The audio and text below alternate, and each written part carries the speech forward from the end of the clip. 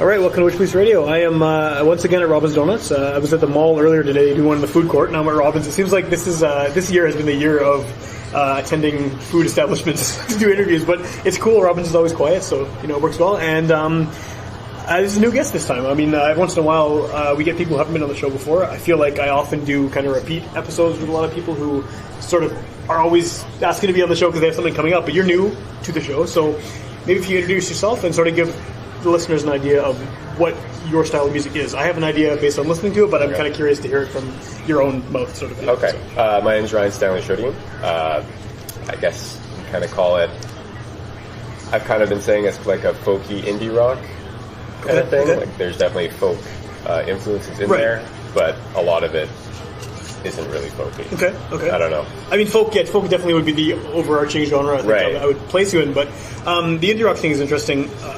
Do you have a background playing anything other than what you're doing now? Like, have you been in bands previous to this? Most Winnipeggers, I was in a punk band. That's kind of the current for everybody. Yeah, back when I was like 18. Okay. Did that band go anywhere? Was it No. We played. I mean, we played like maybe once a month or so, but. Okay. I don't think anybody liked it. Right, so yeah. I think that's a common story, too, for Winnipeggers. Like, I was in a punk band, now I do country or rap or whatever, folk. It doesn't matter, right? Yeah. Okay. So where does the... I mean, is the folk... Again, using folk as kind of an umbrella genre, right? Is that... Are you doing that mainly because you wanted to do things on your own outside of a band setting, and that's sort of the natural acoustic format, or was folk something you were interested in as a genre? It was partly, like, when that band kind of... just disintegrated into nothing kind of thing. Yeah, as they do. Yeah. And actually, the way it kind of started was the drummer didn't show up for a gig. Okay. And then I was forced to play a show by myself. Yeah. So, and after that, it was kind of like, well, I kind of like this. And then the other side of it was, like, I was already into, like, folk type music, but, like, all the punk bands that I really liked the most were, like, very... lyric-based, focused. The storytelling kind of aspect of it, Yeah, like my favorite punk band of all time is Jawbreaker. Okay, I can see that. Lyrical, very lyrical, Yeah, so, and then if you're just doing it with an acoustic guitar, like, you can slave away on the words and people can actually focus in on them. Sure, because so the instrumentation is kind of almost like the backup to the words in that. Right, and so that's kind of what drew me in that direction. Okay. And then the indie rock element, where does that come from? Like, what is that? Just sort of the other stuff you're listening to, or? Yeah, like I mean, like obviously, like stuff like Arcade Fire is kind of. Yeah. I mean, I wouldn't say that my music sounds anything like. No, I wouldn't make that connection either. But like bands like that, where like still like very lyrically focused, but you still have more of the rock. Sure, and they have kind of more of an artistic thing going on as well, like straight ahead rock, right? So, Yeah. And so, how long have you actually been doing this as a solo artist? Because I do feel like I've seen your name crop up more often. I don't know if it's just maybe we have a lot of mutual friends or something, and social media kind of does that, or you're playing more shows. I'm not sure, but how long has this been sort of the project? I guess, like as a solo. Right. I guess probably about not this past winter, the winter before. I started really trying to go to like open mics and stuff. Yeah, and there's a lot of them too. Yeah, which is very helpful, especially when you're doing an acoustic thing anyway. Sure. Yeah. And from there, I've just tried to steadily find shows. Like I've been lucky to meet like a handful of people that are really supportive and like looking for people that do what I do kind of thing. So, but yeah, like it's only been, I mean, a year and a half tops that I've really been that you've been steadily doing shows. Yeah, that's awesome. Yeah. Do you feel like because because you're not coming at folk music from a strictly folk background, you have the punk background, you have the indie rock thing. Yeah. Do you think that makes you kind of more malleable as far as who you can play with? Like, do you feel like you fit in more sort of subgenres of subgenres? Right. Yeah. I mean, I'd like to think so. Yeah. Like, I've never been like approached to be like on a bill or anything like that, and I definitely don't have the guts to like be like, hey, put on a show, play with you kind of thing. But just in terms of like who you feel like you would fit in with, then do you think that it like you kind of have that, I guess, diversity in your sound that you could? Yeah, I think so. Like I got quite a few songs with the harmonica and stuff for like more of the folky thing, but yeah, I mean a lot of them. Like you can almost hear the punk influence in a lot of the songs too, even just if they're acoustic. Okay. So it's not necessarily that it's loud. It's just the structure, right? And like Okay. Yeah. Okay. Yeah. Do you? I guess there's a lot of people doing what you're doing in the sense of one person acoustic guitar, sometimes harmonica. Yeah. Right. And I mean a lot of them are doing very well too. So there's definitely an audience for it. But I guess how do you how do you feel you stand out from that group of people doing it? Like, I guess, as someone who is now doing this and trying to make a go of it, right. What do you feel that you do or need to do, I guess, to make yourself kind of known above the multiple others who are doing it? Yeah, well, that's the thing. And they all have something different, of course, but I guess what's your something different, right, that you bring to it? Yeah, like, I think my strongest suit is my lyrics. Okay. I think is my strongest suit. I mean, I'm not the greatest singer. I'm not going to shred anything on guitar. right. But that's almost not necessary, especially if lyrics are the focus, right? I mean, because you get someone like Bob Dylan, who's a terrible singer, but like it doesn't even matter. Like no one cares, right? There's a lot of guys like that. So yeah. I mean, that's kind of like that's the thing that I work the hardest on when I write the song. Yeah. Like, I mean, my melodies aren't anything that's going to blow anybody's mind or anything like that. Yeah. But I hope like there's that the lyrics come across as genuine and that people can hold on to that. Well, that's kind of a common thread I found in Winnipeg, regardless of genre. People want to hear honesty and genuineness, like, you know, from whatever it is, whoever they're listening to. Right. Because I think we have a very good bullshit detector in this city, like just in general, and people know when something's fake, they push it aside. Right. So I mean, that's some good thing to strive for, obviously, to get honesty. Yeah. So when you're writing, are the lyrics the first part of it, and then you kind of add instrumentation to that, or do you ever? I generally write like the first verse will come pretty quick, kind of thing, and then after that I gotta kind of work on it. But it's almost always the lyrics first for a song. Yeah. And what inspires the lyrics? Are you trying to go at the lyrics kind of from a perspective of telling a story, or is it often more abstract than that? I mean, a lot of it just comes from like the past experiences and stuff. Okay. I mean, like a lot of them end up being kind of story-like. Yeah. Like there's almost always, for some reason, I almost always loop the end back. Okay. That's kind of a cool, kind of thing. So I find that I do that a lot. So I guess it kind of makes like a bit of an arc. Yeah. Okay, well, that's a cool way of doing it, I guess. Rather than point A to point B, you go back to point A again. Yeah, that's cool. And so you are in the process of recording an album, right? Or is it already recorded? It's all done being recorded. I just have to get it mastered. Okay. And so how has that experience been? I mean, because I'm assuming this is your first as a solo artist, right? Yeah, it's stressful. Like it was.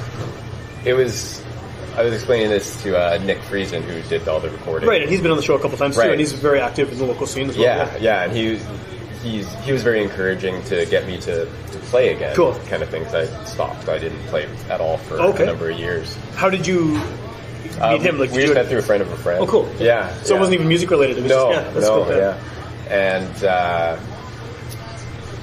forget what I was talking about. The experience of recording this again. So I found it super stressful to even start playing in front of people again. Right. And now this just feels like that times 10, like releasing because it's for everybody to hear kind of thing.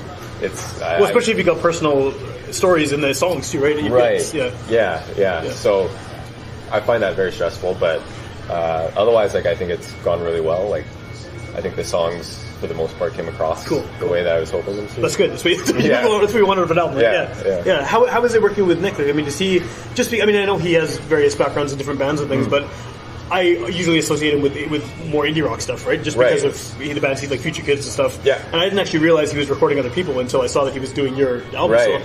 So how is it recording with someone like that who has a background in the local scene and has played in a lot of bands that maybe don't sound like what you sound like? Right. It's been helpful. Like, he's got he knows what you have to do to release a record. Yeah, because he's done a few independently now. And get it to like all the college stations and stuff like that. So he's helping me out with all of that stuff. Cool. And like even just like his knowledge of doing the recording and doing the mixing and everything. And I'm gonna get it mastered by a guy that he already has a relationship. Oh, perfect. That makes sense. So just every step of the way, he's been a huge help. Okay. And does I mean, as someone who you mentioned you played in the punk band before and things like that, is there when you're doing these songs, whether it's not just for the recording but just playing them anyway, do you ever feel like you want to flesh them out more and have like more of a band feel behind them, or are you happy with just kind of the solo stripped down? Like I'm like a lot of them I write with a band in mind. Okay. I sent you the 8 songs. I listened to the unmastered ones, but they sounded good. I don't know.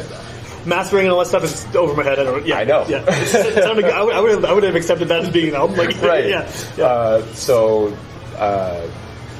Yeah, like so there's 4 songs that are full band. Yeah, for sure. Yeah. And like those are 4 that I like thought of like when I wrote them. Like, this is kind of like the pauses in it and like how it can all come in, kind of thing. And, well, that's kind of what I was wondering too, because I mean, there's some that are obviously have more instrumentation, and it's just whether those were written for that or not. So it's often hard to tell, right? I mean, like those were written with basically like the way they sound in the recordings. Okay. Are kind of what I had in mind when I wrote them originally. Okay, cool.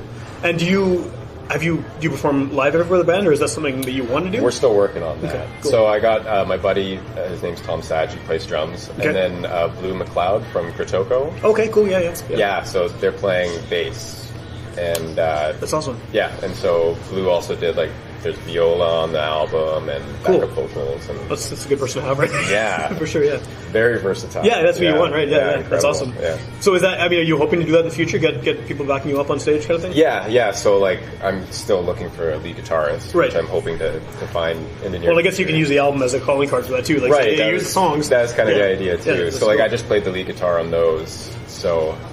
It's not, like I said, no ripping guitar. Right, you're not shredding. So that's not in my wheelhouse. Yeah. I did the best I could. Yeah, well, it's your songs, right? So the way you do it is how it. Right, yeah, that's cool.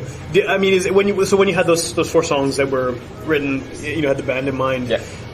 Is there something different that you think about when you put? I mean, what makes it a song that you feel would fit with background musicians versus one that seems more appropriate to be sung? Right. That's a good question. I'm not really sure what it is. Like some of them, like the solo ones that are on the album, like they're just kind of quieter, I guess. Yeah, okay. And like it just kind of made more sense. Like we thought about doing drums and stuff for one of those, and we recorded drums for it, and we're just like, just didn't work. Yeah. So kind of stripped it back down to Well, when you're now that you have those in the can, and then you've heard them with the live band and everything, full band and everything. Yeah. When you play them live solo, do you feel like it's missing anything? Like, do you feel like you need to add something to it to kind of replicate a little bit? Yeah. Like a couple of them, like they have the lead guitar on them and stuff, and there's songs that I never used to play harmonica with. Okay. But after hearing them with the full band, it's like, man, he's got to do something. Yeah, there's got to be something more in it. So now I've added harmonica. Okay, that's cool. That's cool. So once do you have an idea when the album's going to come out, or is it just sort of up to the mastering process? Well, the mastering shouldn't take too long. So I'm hoping to do just a digital release to start, and get just physical sent out to radio stations and stuff like that. Do the media thing, Yeah, and then hopefully down the line, get a physical copy. Right. Okay. Because man, putting all this stuff together is not. Yeah, it's not work. Cheap. Right? Yeah. No, it's not cheap either. For sure. Yeah. So that's kind of what I'm thinking about. Okay. Now. Yeah. I always find that an interesting question because I mean, just in the course of doing the show over almost 6 years now, the range of people I've talked to, people who are in their 70s versus 18-year-olds, right? And just the kind of the way people see releasing music can vary drastically in that range. Like some people will only do digital and physical is not even a consideration. Right. Other people don't care about the digital; they do it because you have to, but they're really focused on the CD or the tape or the vinyl. Yeah. What is your kind of preferred method of listening to music? Are you a digital guy or do you? I'm all physical copies. That's like me as well. Yeah. For sure. Yeah. Like I'm 32. You're 36. So same age range. Right in the wheelhouse for the physical copy. For sure. Yeah. So. I know digital, it's easy to get it out there and everything, but I like the idea of, I always like going to a live show and buying the album from the artist or the band or whatever. Because you take something home from it. It's not just, you go home, I download this. Yeah, and it's like a calling card for all of your stuff, and for sure. keeps you in their mind as well, right? Yeah. So in that way, I'd really like to get the physicals, but for sure, it's just one of those things. It costs money. It takes time. You got absolutely. So, do you? A question's kind of related to that. When you were figuring out the album, which songs would be on the album? Did you specifically choose the order? Did you actually tailor this in the sense of, this is going to be a physical release? Here's how I want people to listen to it from start to end. Yeah, I had the idea of, I wanted to showcase kind of a range of different songs. Yeah. So I wanted, they're there's some with viola on like the quieter one, Yeah. and then there's one without anything. It's just me and a Just harmonica you, yeah. and guitar. And so I like the idea of it going like full band and then acoustic. And then quiet again, acoustic. I like the switching. Yeah. Yeah. Well, the reason I ask too is because a lot of people, that's not even a consideration. Just like what I was saying with the digital Right. thing, some people, their album is a collection of singles that they're releasing individually, and that doesn't matter, right? But it's weird. It's weird. I have a hard time grasping that concept because I'm always listening to something start to end. Always. When I get it, it's just that's how it's made. I feel like I should at least do the artist a favor of let's do it in order. Yeah, so, no, absolutely. That's exactly what I feel. That's good. Nice to hear. Because there are a lot of people. Yeah, it's just like no, digital. I gave away all my CDs, and it's just, what are you doing? I know. Different strokes, I guess, for different folks. Yeah, that's cool. So, are you planning to go on touring or anything once the album's out? Tour. I mean, I don't know how much of a draw that would be for me, kind of thing. But I mean, I'm hoping to just get like summer's always great for finding shows. Yeah, especially with all the little communities with the festivals and things everywhere and stuff. Yeah, like I'm going to be doing the Rattlesnake coming up at the end of May there. I'm just going to be a tweener, but I feel like that might be why I've heard your name before. Did you play last year as well? No, I did last year. I did Howl at the Moon. Howl at the Moon. Okay, one of Greg's festivals, though, right? Yeah. Because I've known Greg for more than a decade, and so I keep up on what his festivals are. Yeah. That could very well be why your name has come up on. He's one of those handful of people I said have been really helpful. Absolutely, he's a great guy. And it's funny too the amount of people I've talked to on the show over the past few years who have said that about him. Like he's just kind of always been around, just hustling, and he's finally sort of getting people who are sort of following, taking part in all these things he's doing, and kind of giving back to him, which is cool because he's been at it for a while. He's been like super nice for somebody that I didn't even know last year, and like How did he find you? Did you find him or? I have another friend, Ryan from Disraeli Dreamers. Yeah, okay, he's used on the show recently again. Yeah, it's been a few times. Yeah, so he knew that they were looking for like acoustic acts for Howl at the Moon last year. Because Disraeli Dreamers played as well, right? Right. Yeah. And so he's just like, you should message him, and they're looking for somebody like you, kind of thing. So that's how I got in there, and then and then again they're looking for acoustic acts, and you fit the bill. Yeah, so, that's cool. Yeah. It's funny how incestuous the local music scene is. Like everyone knows everyone or has been in a band with everyone. And again, with the age thing I was talking about before, it doesn't even matter. You could have a 19-year-old and they know some guy who's 40 because, they somewhere they cross paths, and it's a small city but also a big city. Yeah, definitely. And I guess that does that kind of give you more options as far as where you can play shows too, like in the future, just because. I mean, you have all the connections because Winnipeg everyone's connected, but also there's a lot of places you can go to that maybe haven't heard you before, right? Right. Yeah. Like, I mean, I think once people hear like what the full band sounds like, I think I'd feel more comfortable going to another band and being like, hey, like we should put something together. Well, and that could open up a lot more doors too, right? Just your sound is you get two sounds you can sell yourself as, right? Right. Or do both at once too. Yeah. Which is kind of cool. Yeah. So I mean, that's kind of what I'm hoping for. Cool. Have you decided on any songs from the record that you feel are the strongest? Like there would be a single if you were releasing a single? Yeah, like I think we're going to try to do like some kind of a video to. Okay. That seems to be what. That's what people. What you have to do nowadays. Yeah. So it's called Snow Song. Yeah. Okay. I remember that from the ones you sent me. Yeah. Cool. So that'll probably be the first one. Okay. What is it about that one that kind of makes you feel like it's the one to present yourself to the world? It's the one. Whenever I play it, people are always like, "Oh, that's a good song." So it's like that works. Yeah. For sure. That's a good reason. Definitely. Yeah. Absolutely. The first time I played it for Nick when we were recording it, he was just like, "Holy shit, man!" I was like, "What?" He's like, "It's a hell of a song." Yeah. And I'm like, "Oh, okay." That's probably the one to go with then. Yeah, for sure. If you're getting that kind of feedback. Yeah. Definitely. That's cool. But yeah, the video thing. I mean, I feel like. Because of the way everything is now, the internet makes it very easy for everyone to get their stuff out there. Yeah. But it means, in addition to just being an artist, you have to also be a marketer, and you have to advertise yourself and sell yourself. And I think a lot of people have trouble with that, especially if they're just, they can do the artistic stuff great, but then there's this whole other side of it. And a lot of people maybe slip through the cracks who are making great music because they can't. Right. Or they don't want to deal with it, right? It's a weird situation we're in where, you're coming up playing shows, you got to get the word out there, and there's no one doing it for you, right? Right. You have to, like I find that super difficult. Like I'm one of those people, I hate pestering people to like.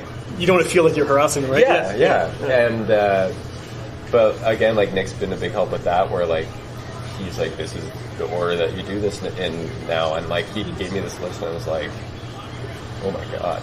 Well, he's been through it all with Future Kids and other projects too. Exactly. So he knows what he's doing, and like, I mean, I wouldn't get any footing with it probably otherwise. Right. But like I'm hoping to get footing with it. Yeah, that'd be good. Yeah. So. Well, yeah, I mean, hopefully once you send the thing out to radio and everything, you'll get some pickup. Yeah. Mm-hmm. Do you think that Winnipeg is a particularly good?